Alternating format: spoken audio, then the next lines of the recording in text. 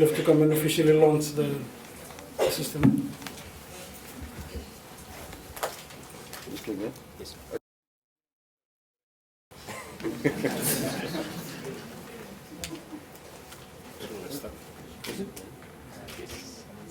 Yeah? There you go.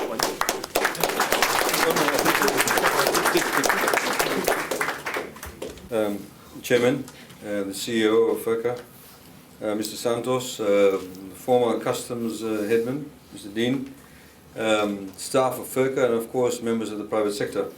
It gives me much pleasure to be here this morning. A lot obviously has been said. Mr. Santos has been quite lucid in his presentation regarding ASYCUDA.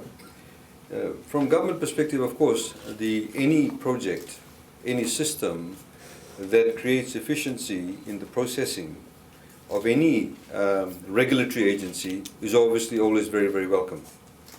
It is welcome because for a number of reasons. Number one, it creates efficiency and therefore the cost of business goes down. It also, from another perspective, creates a lot of transparency. The rationale that we should have in a modern nation state is that any transaction that is carried out must be carried out with transparency. Profit, making money, is not a bad thing. You want all the private sector people here to make their money. They need to make their profits. They simply need to follow the system. And when we have a system, we obviously have a system in place. But as regulatory agencies, we have to make sure that the systems we have in place are actually efficient. The systems that we have in place are not prohibitive. They do not stop enterprise from continuing in a very efficient manner. And that fundamentally is the gist of what ASYCUDA is doing. At the next level, of course, it does help regulatory agencies at a national level and indeed at an international level to be able to collaborate with each other in terms of intelligence gathering. And that is very, very critical in this day and age. Whether it pertains to smuggling, whether it pertains to terrorism, whether it pertains to any transnational type of crime. Whether indeed, as you've seen, the full potential that can be reached is that you can relate to things like in terms of biosecurity for the country, in terms of allowing prohibited goods or stopping prohibited goods from coming into the country. Because at the end of the day, the regulatory agencies, customs cannot operate on its own. It must be able to collaborate with other regulatory agencies also. So there must be a very good team effort in terms of what is Team Fiji. And Team Fiji is all about obviously collaborating, gathering the right information, making sure that there's adherence, there's compliance with the laws, and all of that done is with a lot of efficiency. You know, ladies and gentlemen, I don't want to necessarily make a very long speech, but we've talked about this on a number of occasions. Everybody talks about wanting to become like Singapore or Mauritius, whatever it is. But there's some very fundamental lessons we need to learn from those countries.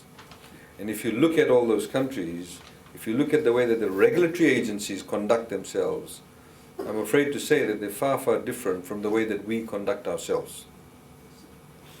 Far, far different. A lot of it obviously has to do, or some of it has to do with the fact that we do not have access to technology in Fiji. We now have access to this type of technology in Fiji, which is a good thing. It's a right step in the right direction. But also in terms of our attitude towards complying with laws, in terms of enforcing the laws. I'll give you a very simple example. A few years ago, a company wanted to start up a helicopter company in Fiji. The regulatory agency at that time did not want that company to start up the helicopter company. And when we inquired, when the complaints were lodged with us, they said, oh, we don't think that they should start a helicopter company because we don't think there's enough people to hire the helicopter when they start the business. That's not the business of the regulatory agency. The business of the regulatory agency is to ensure that when they start the business of helicopter hire, that their helicopter actually works well, that the helicopter is safe to fly, that when people are in the helicopter, they will actually land safely, take off safely, land safely. That's the job of the regulatory agency. In the same way with the LTA report that has recently come out, At the moment, the provision is that LTA tells a person, so if tomorrow, if Mr. Santos wants to start a rental car company, and even though he's got the money, and even though he'll buy all brand new cars, they may actually turn around and say to him, we don't think that there's a need for rental car companies in Fiji, because we think there's enough rental cars. It's like saying to somebody, if they want to open a corner shop, don't open a corner shop. You don't think there's enough people to come and buy the tin mackerel from your shop. The regulatory agency's job is to make sure, in this particular instance, whether the car is safe to drive or not, whether the chassis is okay or not, whether the brakes work or not whether you should start up the business or not.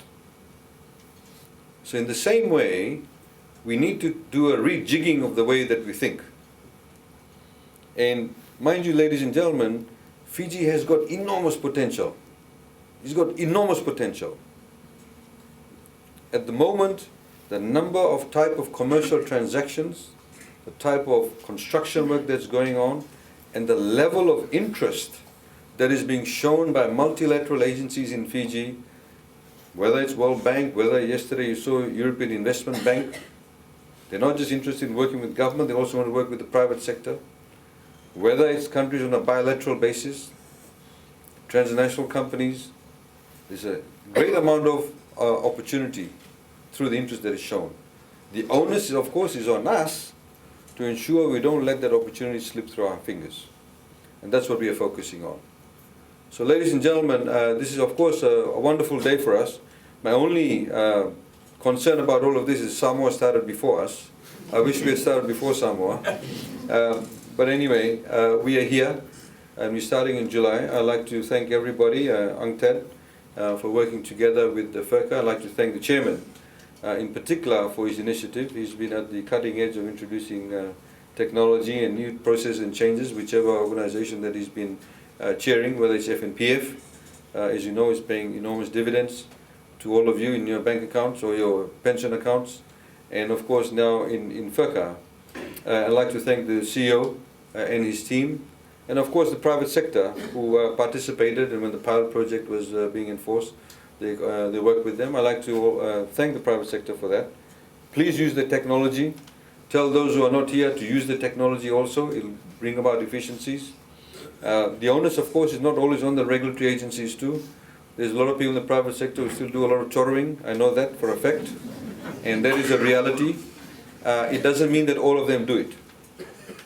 So in terms of our enforcement, we need to be smart in the manner that we monitor that as regulatory agencies. We don't paint everybody with the same brush.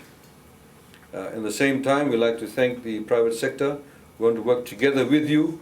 We want to work together with you for your businesses to do well, and overall, from government's perspective, to obviously for Fiji to do well, and of course, all Fijians to benefit from it. So, Vinaka Vakalevu to everybody, and thank you for this wonderful occasion. Vinaka, thanks.